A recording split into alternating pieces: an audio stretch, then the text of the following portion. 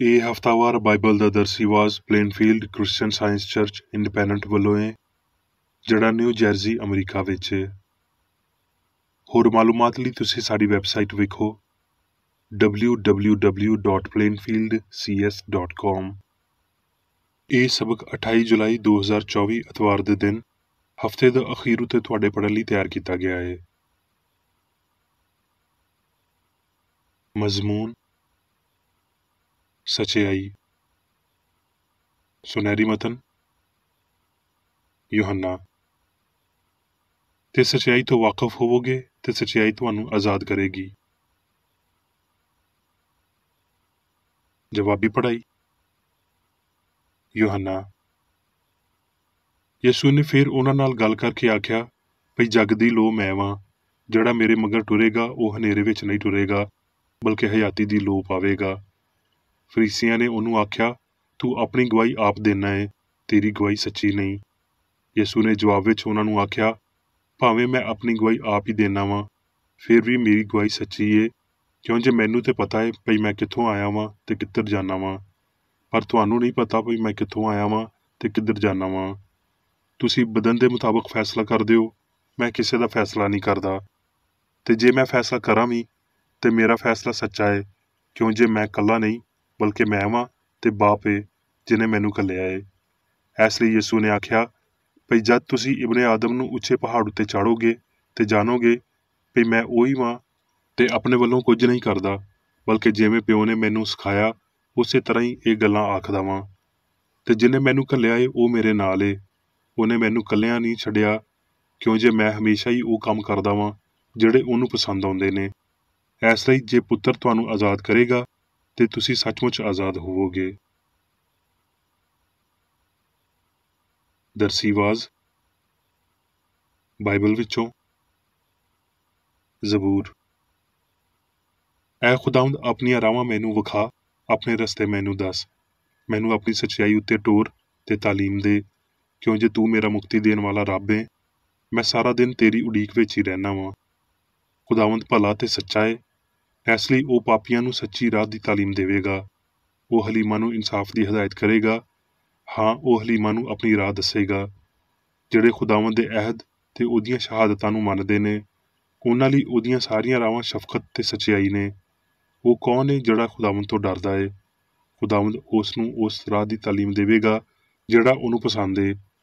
ਉਹਦੀ ਜਿੰਦ ਰਾਹਤ ਵਿੱਚ ਰਵੇਗੀ ਤੇ ਉਹਦੀ ਪੀੜ੍ਹੀ ਧਰਤੀ ਦੀ ਵਾਰਸ ਹੋਵੇਗੀ। ਜ਼ਬੂਰ। ਵੇਖ, ਤੂੰ ਬਾਤਨ ਦੀ ਸੱਚਾਈ ਪਸੰਦ ਕਰਦਾ ਹੈ ਤੇ ਬਾਤਨ ਵਿੱਚ ਮੈਨੂੰ ਹੀ ਅਕਲ ਸਿਖਾਵੇਂਗਾ। ਦਾਨੀਅਲ।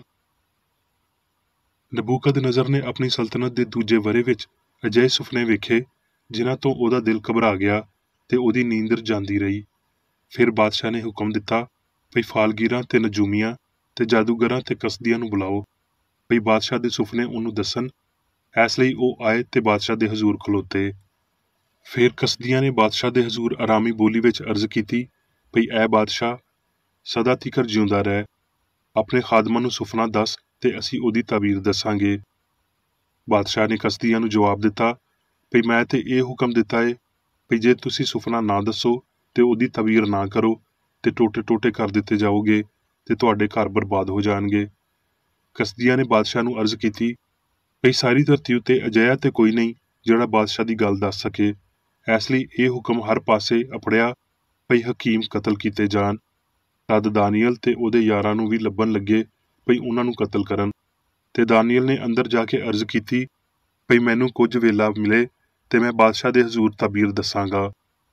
ਫਿਰ ਦਾਨੀਅਲ ਨੇ ਆਪਣੇ ਘਰ ਜਾ ਕੇ ਹਨਨੀਆਂ ਤੇ ਮਿਸਾਇਲ ਤੇ ਅਜ਼ਰੀਆ ਆਪਣੇ ਸਾਥੀਆਂ ਨੂੰ ਇਤਲਾਹ ਦਿੱਤੀ, ਤਾਂ ਜੋ ਉਹ ਇਸ ਰਾਜ਼ ਦੇ ਬਾਰੇ ਵਿੱਚ ਅਸਮਾਨ ਦੇ ਰੱਬ ਤੋਂ ਰਹਿਮਤ ਤਲਬ ਕਰਨ, ਭਈ ਦਾਨੀਅਲ ਤੇ ਉਹਦੇ ਸਾਥੀ ਬਾਬਲ ਦੇ ਬਾਕੀ ਰਫੀਕਾਂ ਦੇ ਨਾਲ ਹਲਾਕ ਨਾ ਹੋਣ। ਫਿਰ ਰਾਤ ਨੂੰ ਸੁਪਨੇ ਵਿੱਚ ਦਾਨੀਅਲ ਉੱਤੇ ਉਹ ਰਾਜ਼ ਖੁੱਲ੍ਹ ਗਿਆ ਤੇ ਉਹਨੇ ਅਸਮਾਨ ਦੇ ਰੱਬ ਨੂੰ ਧੰਨ ਆਖਿਆ। ਦਾਨੀਅਲ ਨੇ ਆਖਿਆ, ਰੱਬ ਦਾ ਨਾਂ ਸਦਾ ਤੀਕਰ ਧੰਨ ਹੋਵੇ, ਕਿਉਂ ਜੇ ਹਿਕਮਤ ਤੇ ਕੁਦਰਤ ਉਹਦੀ ਹੀ ਏ। ਫਿਰ ਅਰਿਯੂਕ ਦਾਨੀਅਲ ਨੂੰ ਛੇਤੀ ਨਾਲ ਬਾਦਸ਼ਾਹ ਦੇ ਹਜ਼ੂਰ ਲੈ ਗਿਆ ਤੇ ਅਰਜ਼ ਕੀਤੀ, ਮੈਨੂੰ ਯਹੂਦੀਆਂ ਦੇ ਕੈਦੀਆਂ ਵਿੱਚ ਇੱਕ ਬੰਦਾ ਮਿਲ ਗਿਆ ਏ ਜਿਹੜਾ ਬਾਦਸ਼ਾਹ ਨੂੰ ਤਾਬੀਰ ਦੱਸ ਦੇਵੇਗਾ। ਬਾਦਸ਼ਾਹ ਨੇ ਦਾਨੀਅਲ ਨੂੰ, ਜਿਹਦਾ ਲਕਬ ਬਲਤੀਸ਼ਜ਼ਰ ਸੀ, ਪੁੱਛਿਆ, ਕੀ ਤੂੰ ਉਸ ਸੁਪਨੇ ਨੂੰ ਜਿਹੜਾ ਮੈਂ ਵੇਖਿਆ ਏ ਉਹਦੀ ਤਾਬੀਰ ਮੈਨੂੰ ਦੱਸ ਸਕਦਾ ਹੈ? ਦਾਨੀਏਲ ਨੇ ਬਾਦਸ਼ਾਹ ਨੂੰ ਅਰਜ਼ ਕੀਤੀ, ਭਈ ਉਹ ਰਾਜ਼ ਜਿਹੜਾ ਬਾਦਸ਼ਾਹ ਨੇ ਪੁੱਛਿਆ, ਹਕੀਮ ਤੇ ਨਜੂਮੀ ਤੇ ਜਾਦੂਗਰ ਤੇ ਫਾਲਗੀਰ ਬਾਦਸ਼ਾਹ ਨੂੰ ਨਹੀਂ ਦੱਸ ਸਕਦੇ। ਪਰ ਅਸਮਾਨ ਉੱਤੇ ਇੱਕ ਰੱਬ ਏ ਜਿਹੜਾ ਰਾਜ਼ ਦੀਆਂ ਗੱਲਾਂ ਜ਼ਾਹਿਰ ਕਰਦਾ ਏ, ਤੇ ਉਹਨੇ ਨਬੂਕਦਨਜ਼ਰ ਬਾਦਸ਼ਾਹ ਉੱਤੇ ਜ਼ਾਹਿਰ ਕੀਤਾ ਏ ਕਿ ਅਖੀਰੀ ਦਿਨਾਂ ਵਿੱਚ ਕੀ ਹੋਵੇਗਾ। ਦਾਨੀਏਲ, ਹੁਣ ਮੈਂ ਨਬੂਕਦਨਜ਼ਰ ਅਸਮਾਨ ਦੇ ਬਾਦਸ਼ਾਹ ਦੀ ਪ੍ਰਸਤਸ਼ ਤੇ ਤਕਰੀਮੋ ਤਾਜ਼ੀਮ ਕਰਦਾ ਵਾਂ, ਕਿਉਂ ਜੇ ਉਹ ਆਪਣੇ ਕੰਮਾਂ ਵਿੱਚ ਸੱਚਾ ਤੇ ਆਪਣੀਆਂ ਸਾਰੀਆਂ ਰਾਵਾਂ ਵਿੱਚ ਆਦਲ ਏ।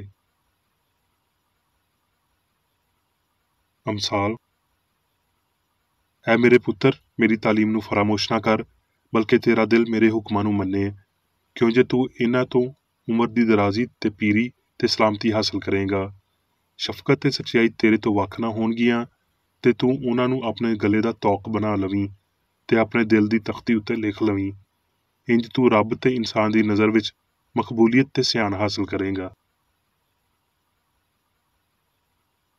ਜ਼ਬੂਰ, ਕਿਉਂ ਜੇ ਰੱਬ ਭਲਾ ਏ, ਉਹਦੀ ਸ਼ਫਕਤ ਅਬਦੀ ਏ ਤੇ ਉਹਦੀ ਵਫਾਦਾਰੀ ਪੀੜ੍ਹੀ ਤੋਂ ਪੀੜ੍ਹੀ ਤੀਕਰ ਰਹਿੰਦੀ ਏ।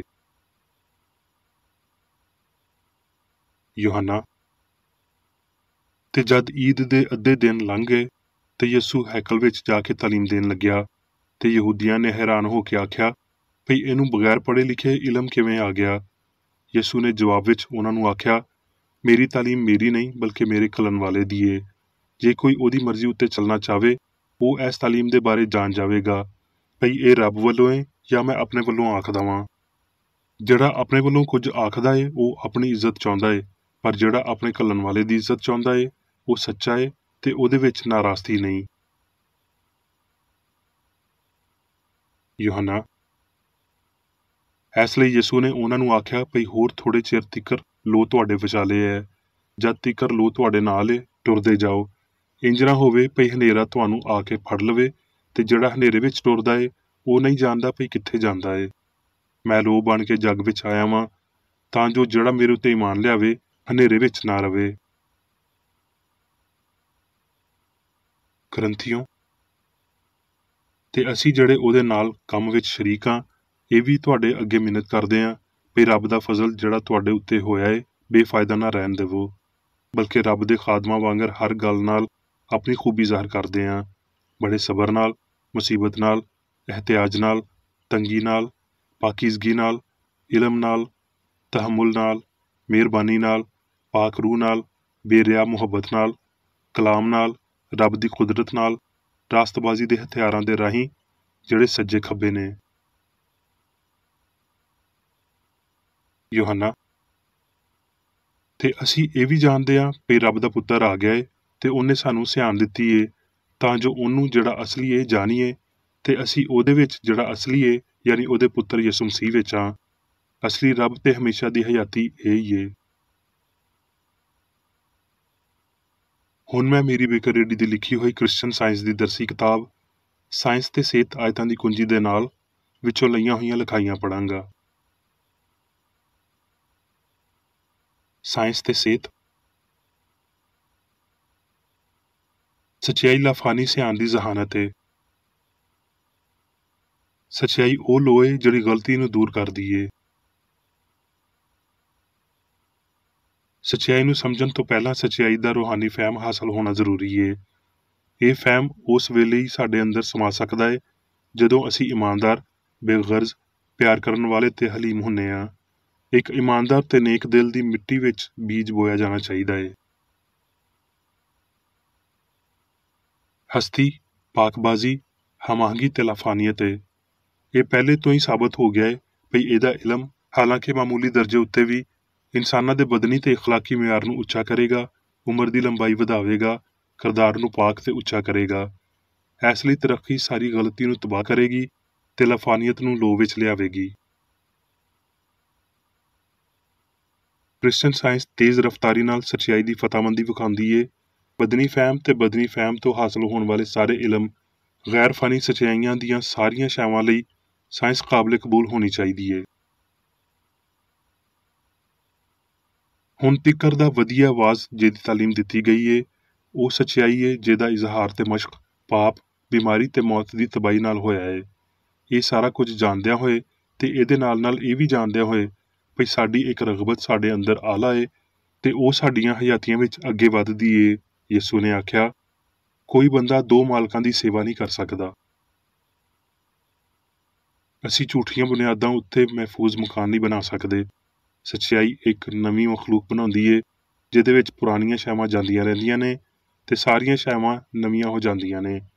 ਜਜ਼ਬੇ, ਖੁਦਗਰਜ਼ੀ, ਨਫ਼ਰਤ, ਡਰ, ਹਰ ਸਨਸਨੀਖੇਜ਼ੀ ਰੂਹਾਨੀਅਤ ਨੂੰ ਤਸਲੀਮ ਕਰਦੇ ਨੇ ਤੇ ਹਸਤੀ ਦੀ ਅਫਰਾਤ ਰੱਬ ਯਾਨੀ ਚੰਗਿਆਈ ਵੱਲੋਂ ਏ। ਅਸੀਂ ਭਰੇ ਹੋਏ ਭਾਂਡਿਆਂ ਨੂੰ ਹੋਰ ਨਹੀਂ ਭਰ ਸਕਦੇ। ਇਹਨਾਂ ਨੂੰ ਪਹਿਲਾਂ ਖਾਲੀ ਹੋਣਾ ਪਵੇਗਾ। ਆਓ ਅਸੀਂ ਗਲਤੀ ਤੋਂ ਮੁਨਹਰਫ ਹੋਈਏ। ਫਿਰ ਜਦੋਂ ਰੱਬ ਦੀ ਹਨੇਰੀ ਚੱਲਦੀ ਏ ਤੇ ਅਸੀਂ ਆਪਣੇ ਕਰੀਬੀ ਖਸਤਾ ਹਾਲਾਂ ਨੂੰ ਗਲੇ ਨਹੀਂ ਲਾਵਾਂਗੇ। ਮਾਦੀ ਸਿਆਣ ਵਿੱਚੋਂ ਗਲਤੀ ਨੂੰ ਬਾਹਰ ਕੱਢਣ ਦੀ ਰਾਹ ਇਹ ਹੈ ਭਈ ਉਹਦੇ ਵਿੱਚ ਮੁਹੱਬਤ ਦੀਆਂ ਸਲਾਬੀ ਛੱਲਾਂ ਦੇ ਰਾਹੀਂ ਸੱਚਾਈ ਨੂੰ ਭਰ ਦਿੱਤਾ ਜਾਵੇ। ਮਸੀਹੀ ਕਾਮਲੀਅਤ ਨੂੰ ਕਿਸੇ ਹੋਰ ਨਿਉ ਉੱਤੇ ਫਤਹ ਨਹੀਂ ਕੀਤਾ ਜਾਂਦਾ। ਕੀ ਤੂੰ ਲੱਭਣ ਨਾਲ ਰੱਬ ਨੂੰ ਪਾ ਸਕਦਾ ਹੈ? ਕਿਸੇ ਬੰਦੇ ਦਾ ਆਪਣੇ ਆਪ ਨੂੰ ਗਲਤੀ ਤੋਂ ਬਚਾਉਣ ਦੀ ਬਜਾਏ ਸੱਚਾਈ ਦੀ ਤਾਂਘ ਕਰਨਾ ਬਹੁਤਾ ਸੌਖਾ ਹੈ।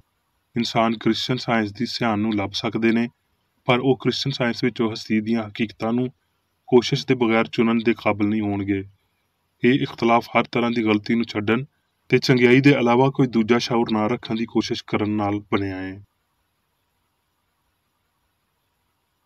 ਹੋਰ ਸਮਝਣ ਲਈ ਜੋ ਅਸੀਂ ਪਹਿਲਾਂ ਤੋਂ ਜਾਣਦੇ ਹਾਂ ਉਹਨੂੰ ਹੋਰ ਅਮਲ ਵਿੱਚ ਲਿਆਉਣਾ ਪਵੇਗਾ। ਸਾਨੂੰ ਇਹ ਯਾਦ ਰੱਖਣਾ ਪਵੇਗਾ ਕਿ ਸੱਚਾਈ ਨੂੰ ਜਦ ਸਮਝਿਆ ਜਾਂਦਾ ਹੈ ਤੇ ਉਹ ਅਸਬਾਤ ਦੇ ਕਾਬਲ ਹੋਵੇਗਾ ਤੇ ਇਹ ਵੀ ਚੰਗਿਆਈ ਤਦ ਤੀਕਰ ਨਹੀਂ ਸਮਝੀ ਜਾਂਦੀ ਜਦ ਤੀਕਰ ਉਹਨੂੰ ਜ਼ਾਹਰ ਨਾ ਕੀਤਾ ਜਾਵੇ। ਜੇ ਥੋੜੇ ਵਿੱਚ ਦਿਆਨਤਦਾਰ ਆ ਤੇ ਸਾਨੂੰ ਬਹੁਤੇ ਦਾ ਮੁਖਤਾਰ ਬਣਾਇਆ ਜਾਵੇਗਾ। ਪਰ ਇੱਕ ਨਾ ਵਰਤੀ ਜਾਣ ਵਾਲੀ ਖੂਬੀ ਫਨਾਹ ਹੋ ਜਾਂਦੀ ਏ ਤੇ ਗਵਾਚ ਜਾਂਦੀ ਏ। ਜਦੋਂ ਬਿਮਾਰ ਜਾਂ ਪਾਪੀ ਆਪਣੀ ਲੋੜ ਦੀ ਉਸ ਸ਼ੈ ਲਈ ਆਪਣੇ ਆਪ ਨੂੰ ਜਾਗਿਆ ਹੋਇਆ ਮਹਿਸੂਸ ਕਰਦੇ ਨੇ ਜਿਹੜੀ ਉਹਨਾਂ ਦੇ ਕੋਲ ਨਹੀਂ ਹੁੰਦੀ ਤੇ ਉਹ ਇਲਾਹੀ ਸਾਇੰਸ ਨੂੰ ਮੰਨਣ ਵਾਲੇ ਹੋਣਗੇ ਜਿਹੜੀ ਰੂਹ ਵੱਲ ਕਸ਼ਿਸ਼ ਰੱਖਦੀ ਏ ਤੇ ਮਾਦੀ ਸਿਆਣ ਤੋਂ ਦੂਰ ਹੁੰਦੀ ਜਾਂਦੀ ਏ, ਬਦਨ ਵਿੱਚੋਂ ਖਿਆਲਾਂ ਨੂੰ ਮੁਕਾ ਦਿੰਦੀ ਏ ਤੇ ਫਾਨੀ ਸਿਆਣ ਨੂੰ ਬਿਮਾਰੀ ਜਾਂ ਪਾਪ ਦੀ ਨਿਸਬਤ ਕਿਸੇ ਚੰਗੀ ਸ਼ੈ ਦੀ ਫਿਕਰ ਲਈ ਉੱਚਾ ਕਰਦੀ ਏ। ਰੱਬ ਦਾ ਅਸਲੀ ਖਿਆਲ ਹਯਾਤੀ ਤੇ ਪਿਆਰ ਦੀ ਅਸਲੀ ਸਮਝ ਦਿੰਦਾ ਏ, ਜਿੱਤ ਦੀ ਖਬਰ ਨੂੰ ਲੈ ਲੈਂਦਾ ਏ, ਸਾਰੇ ਪਾਪਾਂ ਤੇ ਇਸ ਧੋਖੇ ਨੂੰ ਦੂਰ ਕਰ ਦਿੰਦਾ ਏ ਭਈ ਇੱਥੇ ਹੋਰ ਸਿਆਣਾ ਵੀ ਮੌਜੂਦ ਨੇ ਤੇ ਇਹ ਫਾਨੀਅਤ ਨੂੰ ਨੇਸਤ ਕਰਦਾ ਏ। ਇਸ ਤੋਂ ਪਹਿਲਾਂ ਇਨਸਾਨੀ ਇਲਮ ਸ਼ੈਵਾਂ ਦੇ ਬਾਰੇ ਝੂਠੇ ਫਹਿਮ ਵਿੱਚ ਡੂੰਘਾ ਗਰਕ ਹੁੰਦਾ, ਯਾਨੀ ਉਹਨਾਂ ਮਾਦੀ ਅਸਲੀਅਤਾਂ ਵਿੱਚ ਜਿਹੜੀਆਂ ਵਾਹਦ ਸਿਆਣ ਤੇ ਹਸਤੀ ਦੇ ਅਸਲੀ ਵਸੀਲੇ ਨੂੰ ਖਾਰਜ ਕਰ ਦਿੰਦੀਆਂ ਨੇ। ਇਹ ਮੁਮਕਿਨ ਹੈ ਭਈ ਸੱਚਾਈ ਵਿੱਚੋਂ ਨਿਕਲਣ ਵਾਲੇ ਅਸਰ ਆਵਾਜ਼ ਵਾਂਗਰ ਵਾਜ਼ਿਆ ਹੁੰਦੇ ਤੇ ਇਹ ਭਈ ਪੁਰਾਣੇ ਨਬੀਆਂ ਉੱਤੇ ਆਵਾਜ਼ ਦੇ ਤੌਰ ਤੇ ਨਾਜ਼ਲ ਹੋਏ। ਜੇ ਸੁਣਨ ਦਾ ਵਸੀਲਾ ਪੂਰੀ ਤਰ੍ਹਾਂ ਰੂਹਾਨੀ ਏ ਤੇ ਇਹ ਆਮ ਤੇ ਲਾਜ਼ਵਾਲ ਏ। ਇਲਾਹੀ ਸਾਇੰਸ ਇਹਦੀ ਇਜਾਜ਼ਤ ਬਾਈਬਲ ਵੱਲੋਂ ਲੈਂਦੀ ਏ ਤੇ ਸਾਇੰਸ ਦੀ ਇਲਾਹੀ ਅਸਲੀਅਤ ਬਿਮਾਰੀ ਤੇ ਸ਼ਫਾ ਦੇ ਦੌਰਾਨ ਸੱਚਾਈ ਦੇ ਪਾਕ ਅਸਰ ਦੇ ਰਾਹੀਂ ਜ਼ਾਹਰ ਕੀਤੀ ਜਾਂਦੀ ਏ।